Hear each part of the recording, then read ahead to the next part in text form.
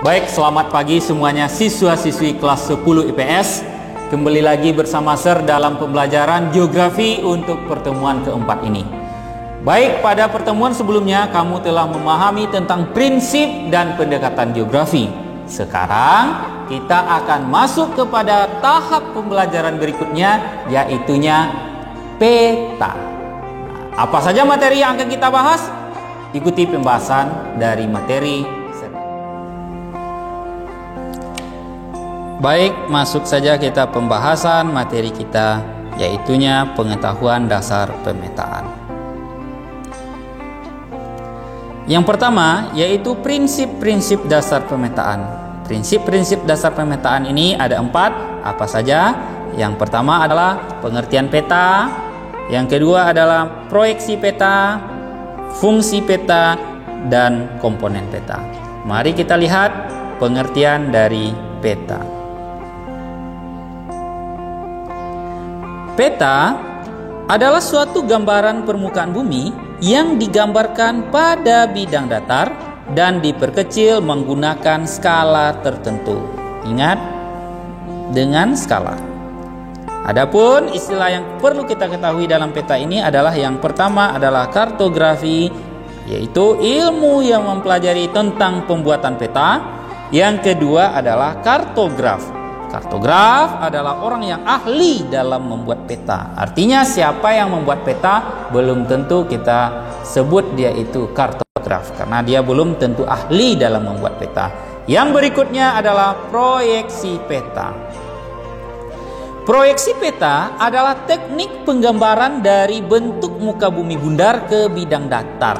Jadi bumi kita yang bulat ini kita gambarkan ke bidang datar harus menggunakan bidang proyeksi. Adapun jenis-jenis proyeksi peta adalah yang pertama adalah proyeksi tabung. Proyeksi tabung digunakan untuk menggambarkan wilayah yang berada di daerah khatulistiwa. Yang kedua, kerucut. Kerucut digunakan untuk menggambarkan wilayah yang berada di lintang sedang. Artinya seperti contohnya negara Jepang, negara Jerman, negara Prancis. Dan yang berikutnya adalah proyeksi azimutal. Azimutal dalam artian digunakan untuk menggambarkan wilayah di sekitar kutub. Kutub apa? Kutub utara dan kutub selatan. Mari kita lihat seperti apa proyeksi tabung ini. Seperti ini. Jadi ini adalah proyeksi tabung, proyeksi kerucut, dan proyeksi azimut. Tabung khatulistiwa, kerucut lintang sedang, dan azimut di daerah kutub. Berikutnya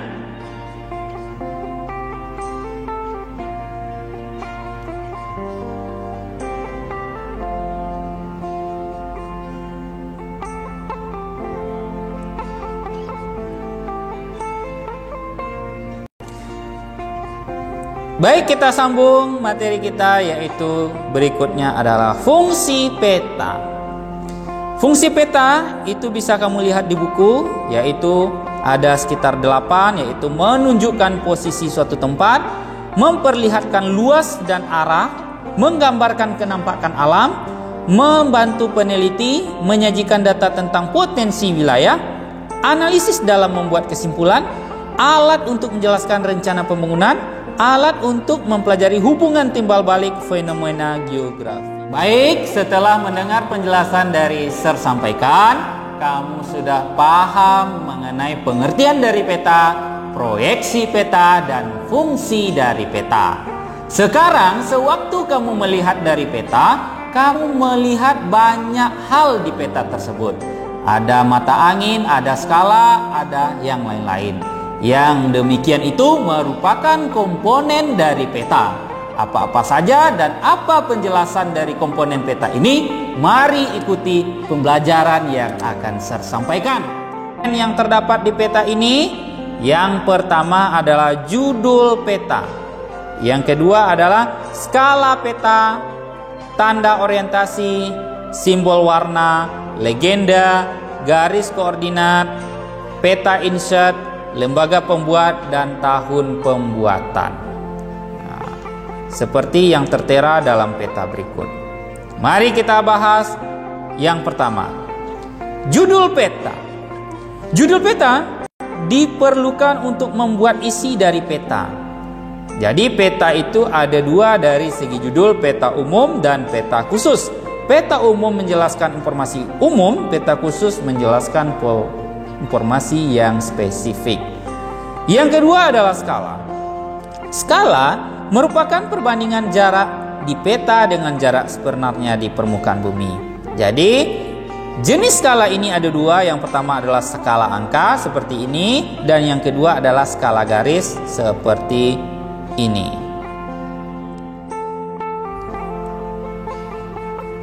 Baik, kita lanjutkan. Yang ketiga adalah tanda orientasi. Tanda orientasi ini merupakan arah angin yang berupa panah yang menunjukkan utara. Dalam peta dia selalu menunjukkan utara. Adapun mata angin bisa kamu lihat di gambar berikut ini. Utara, selatan, barat, timur. Ini jangan pernah kamu lupakan.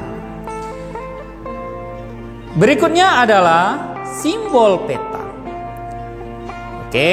Simbol yang terdapat di peta yaitu ada simbol titik menunjukkan tempat seperti kota, simbol garis untuk yang area memanjang seperti sungai, rel kereta api, dan garis pantai, simbol area untuk hutan, rawa, dan lainnya, simbol kualitatif membedakan daerah sebaran, dan simbol kuantitatif untuk mengetahui jumlah penduduk. Adapun gambarnya bisa kamu lihat di sini. Seperti inilah simbolnya yang terdapat di peta: sungai, gunung, danau, dan rawa, garis, titik, dan luasan. Berikutnya, warna di peta. Warna di peta ini menggambarkan secara umum ada warna hijau, warna kuning, warna biru, dan warna putih. Warna hijau fungsinya adalah menggambarkan dataran rendah, warna kuning untuk dataran tinggi, warna coklat untuk daerah pegunungan, biru untuk perairan, sedangkan yang putih adalah untuk wilayah es. Jadi arti warna pada peta harus kita ketahui. Berikutnya adalah legenda. Legenda adalah keterangan dari simbol-simbol yang terdapat dari peta. Jadi apapun simbol yang terdapat di peta kita harus masukkan ke legenda. Legenda letaknya ada di posisi kiri atau di posisi kanan peta. Seperti inilah gambarnya. Berikutnya adalah garis koordinat. Garis koordinat ini menunjukkan lokasi astronomis dari suatu tempat. Dan yang ketujuh adalah inset. Inset ini adalah peta berukuran kecil yang disisipkan pada peta untuk mengetahui peta yang digambarkan dengan daerah di sekitarnya.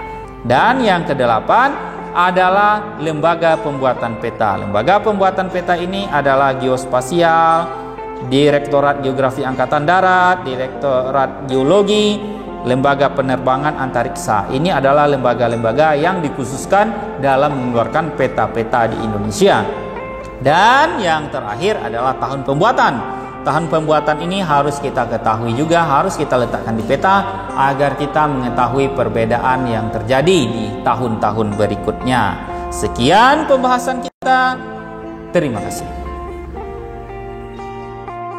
Baik, demikianlah pembelajaran kita untuk pagi hari ini.